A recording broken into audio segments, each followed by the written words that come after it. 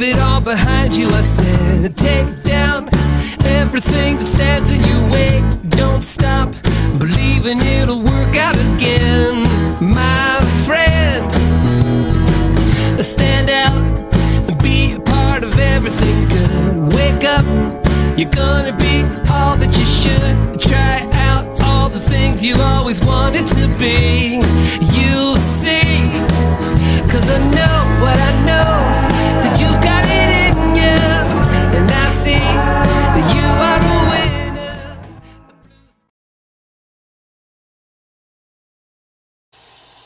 Hey!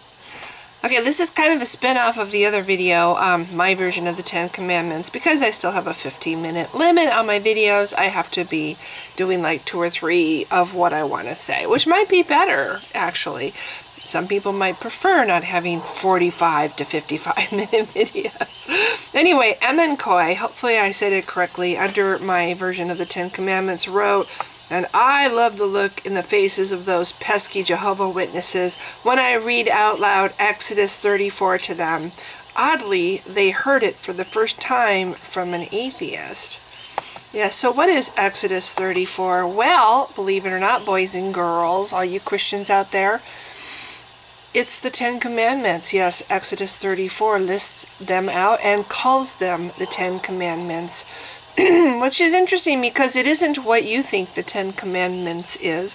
It isn't what your pastor has probably taught you that the 10 Commandments is. And I can say this with some certainty because as a former Christian, I remember years and years and years of being a Christian, and this is what I was told the 10 Commandments is, which is not what they are, which is what I was trying to say in my other video. So I'm going to read Exodus 34 all the way down to verse 28, and you will read this lovely little conversation between 2 fictional characters, the Lord and Moses.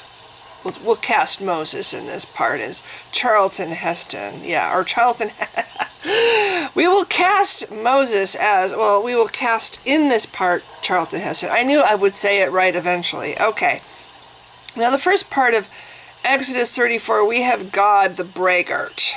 Yeah, he's strutting around telling Moses how fucking awesome he is. In fact, he says this, he's so arrogant and so not modest remotely about his greatness and all-powerfulness that Paul Hoffmaster writes, this is his summary of this little conversation. Or kiss my ass and do stupid shit, and maybe, just maybe, I'll forgive you for not being godlike, which is being crazy. Yeah, that's Paul Hoffmaster's summary of this little bit. Okay, Christians, so put your thinking caps on because we're about to learn what the actual 10 Commandments are. You probably haven't heard of this list very often. Exodus 34, the Lord said to Moses, "Chisel out 2 stone tablets like the first ones, and I will write on them the words that were on the first tablets which you broke." Remember that verse and remember that he said that. It's really important. "Be ready in the morning, and then come up on Mount Sinai. Present yourself to me there on top of the mountain. No one is to come with you or be seen anywhere on the mountain. Not even the flocks and herds may graze in front of the mountain." So Moses chiseled out 2 stone tablets like the first ones and went up Mount Sinai early in the morning, as the Lord had commanded him, and he carried the 2 stone tablets in his hands. Then the Lord came down in the cloud and stood there with him, and proclaimed his name, the Lord. And he passed in front of Moses, proclaiming, the Lord, the compassionate and gracious God, slow to anger, abounding in love and faithfulness, maintaining love to thousands and forgiving wickedness, rebellion, and sin. Yet he does not leave the guilty unpunished. He punishes the children and their children for the sin of the parents to the third and fourth generation. And he says it with such pride, too. And Christians call this guy a just God. Okay. Moving on with the biblical bullshit. Moses bowed to the ground at once and worshipped, groveled with his face in the dirt. Lord, he said, if I have found favor in your eyes, then let the Lord go with us. Although this is a stiff-necked people, forgive our wickedness and our sin, and take us as your inheritance. Then the Lord said, I am making a covenant with you. Before all your people, I will do wonders never before done in any nation in all the world. The people you live among will see how awesome is the work that I, the Lord, will do for you. Ho, ho, ho. I'm sorry, I had to put that in there. Obey what I command you today. I will drive out before you thee. And now he's going to name a bunch of people, and believe me, I'm not going to pronounce all these right. Amorites, Canaanites, Hittites, Perizzites, Hivites, and Jebusites. Be careful not to make a treaty with those who live in the land where you are going, or they will be a snare among you. I'm sorry, just so you know, just to be clear, he's talking about people that have already inhabited the land, have made civilizations, have their own religions, their own everything, their own culture, everything. And he's telling Moses, okay, break down their altars, smash their sacred stones, and cut down their Asherah poles. Do not worship any other god, for the Lord, whose name is jealous, is a jealous God. Isn't it funny how this God has all the characteristics, all the worst ones, of your typical, well, I won't say typical, but a lot of the Middle Eastern sexist, bigoted men? Okay, interesting how that works. Okay, be careful not to make a treaty with those who live in the land. Right, because we're going to destroy all of them because they're in my way. Kind of like the Europeans did to the Native Americans. Completely obliterated them because they were in the way. And they didn't worship the right gods. For when they prostitute themselves to their gods, oh, and the Israelites don't prostitute themselves to you, fucking Yahweh? Okay. Sorry, okay, I won't interject so much. For when they prostitute themselves to their gods and sacrifice to them, they will invite you and you will eat their sacrifices. Yeah, because they're probably nice people. And when you choose some of their daughters as wives for your sons, gee, did the girls get a choice? And those daughters prostitute themselves to their gods, they will lead your sons to do the same. Okay, Christians, are you ready? Because here come the 10 Commandments. And these are the actual 10 Commandments that your pastor doesn't tell you about. But they actually are called the 10 Commandments in the Bible, and the other version isn't. Okay? Don't feel bad. I was a Christian for over 35 years, and I didn't know this either. Okay, I'll probably get these I'll probably lose track of the number, but 1. Do not make any idols. 2. Celebrate the festival of unleavened bread. For 7 days eat bread made without yeast as I commanded you. Do this at the appointed time in the month of Aviv, for in that month you came out of Egypt. 3. The first offspring of every womb belongs to me, including all the firstborn males of your livestock, whether from herd or flock. Redeem the firstborn donkey with a lamb, but if you do not redeem it, break its neck. Redeem all your firstborn sons. You know, Christians, your God is a fucker. No one is to appear before me empty-handed. 4. 6 days you shall labor, but on the 7th day you shall rest. Even during the plowing season and harvest you must rest. 5. Celebrate the festival of weeks with the first fruits of the wheat harvest, and the festival of ingathering at the turn of the year. 6. 3 times a year all your men are to appear before the sovereign Lord, the God of Israel. Interesting that women are not to appear. Gee, God, are we just a little sexist? I will drive out nations before you and enlarge your territory, and no one will covet your land when you go up 3 times each year to appear before the Lord your God. Okay, now I've lost track of my count, so here. Okay, 7. Do not offer the blood of a sacrifice to me along with anything containing yeast. And do not let any of the sacrifice from the Passover festival remain until morning. 8. See, I lost track. I'm sorry, I lost track. I knew this would happen. Okay, so this is 9. Somewhere in there, there's one that I missed. Okay, so 9. Bring the best of the first fruits of your soil to the house of the Lord your God. 10. Do not cook a young goat in its mother's milk. Now remember, this is the revised version, okay? Just the revised version of, okay. So here comes the interesting part of the whole thing. Then the Lord said to Moses, write down these words, for in accordance with these words I have made a covenant with you and with Israel. Moses was there with the Lord 40 days and 40 nights without eating bread or drinking water. And he wrote on the tablets the words of the covenant, the 10 commandments. There you go. Those are them. So God had time while Moses was busily chiseling out the second pair of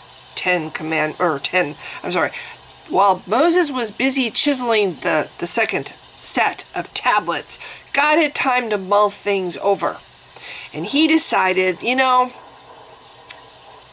I'm going to, first of all, at the start of this, he tells Moses that he's going to, if I can find it, chisel out 2 stone tablets like the first ones, and I will write on them the words that were on the first tablets which you broke. Well, he didn't, did he? He didn't write any of the words that were on the first tablets, none. So he pretty much forgot what he had written on the first ones. That's one possibility. Or the other possibility, he went home and mulled things over while Moses was busily chiseling out the 2 stone tablets, and God was mulling things over, thinking, you know, I can do better than that.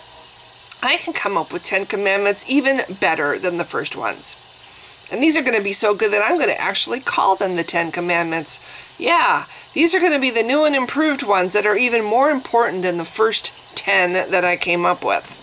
These are the revised version, folks. These are them. So these 10 commandments are more important than thou shalt not kill, thou shalt not commit adultery, thou shalt not steal, thou shalt not tell a lie, thou shalt not covet your neighbor's wife or your neighbor's property, thou shalt not have any other gods besides me. All those are not as, oh, and others too that could have been important. God could have, you know, while he had time to really think it over, he could have come up, well, you know, maybe I should put in there that thou shalt not commit rape, and thou shalt not abuse little children, or thou shalt not have slaves. He had all that time to think about it, you know, and come up with a do-over, a better version. He could have, but instead he comes back with his do-over, and it's, these are his, okay, these are the ones for sure that I want. These are the 10 commandments, and I want you, we're going to even call them the 10 commandments. More important, revised, new and improved version of what was before. Do not make any idols. Celebrate the festival of unleavened bread. The offspring, the first offspring of every womb belongs to me. No one is, okay. 6 days you shall labor, but on the 7th day you shall rest. Celebrate the festival of weeks with the first fruits of the wheat harvest. 3 times a year all your men are to appear before the sovereign Lord, not the women. Probably not any handicapped people either. Probably he doesn't want anybody with any blemishes or flaws, right? Okay, I'm sorry, I'm interjecting. Do not offer the blood of a sacrifice to me along with anything containing yeast. That's incredibly critical, folks. Bring the best of the first fruits of your soil to the house of the Lord your God, and do not cook a young goat in its mother's milk. Now, the last one especially, you can really see the importance there. Far more important than thou shalt not abuse small children, or thou shalt not rape, or thou shalt not kill. Of course, we know how important thou shalt not kill is to God, because he killed, what, 25 million estimated people in the Bible? So yeah, obviously that one's a joke to him. So yeah, so Christians, take note. The Ten Commandments are not what you probably see mounted in front of public buildings where they shouldn't be. In front of courthouses or in your school, your kids' school's dormitory.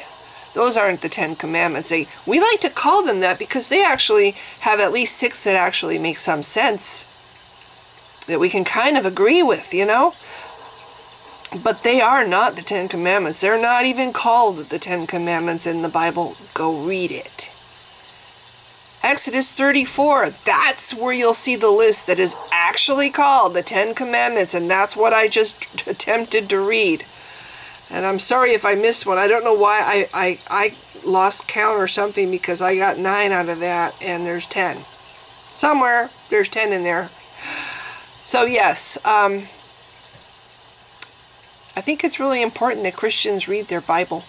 I'm a little embarrassed that after 34 or 35 years of being a Christian, I did not know that this is the actual Ten Commandments, this really important one here about, you know, actually the only thing that's really the same as the first one is you need to rest on the 7th day. And it says, do not make any idols, which is kind of, sort of, like, do not have any other gods before me, but not. You know? So God either changed his mind and he came up with a new and improved version, or he forgot what he wrote in the first version completely, and he's got the memory of a flea. Of course, he's all-knowing and he's perfect, but he either forgot or he changed his mind. He changed his mind and came up with 10 new things that he thinks are even more important, because we're writing them in stone, baby. There's no shredding this thing. In fact, here's a thought. They carried these things, these tablets, in the Ark of the Covenant, did they not? So, I mean, they're like really important. This is what would be in the Ark of the Covenant, the tablets with these words on them. Do not cook a young goat in its mother's milk. Words of wisdom to live by through the ages. Anyway, so that's all. I just wanted to point out to Christians a little thing they probably didn't know, because I didn't know, and like you know, now I can't think of his name. I'm embarrassed. Emenkoi, like he put it. They heard it for the first time from an atheist. Figures.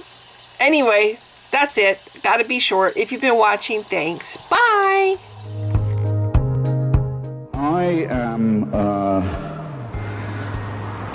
absolutely convinced that the main source of hatred in the world is religion. And I think it should be religion treated with ridicule and hatred and contempt.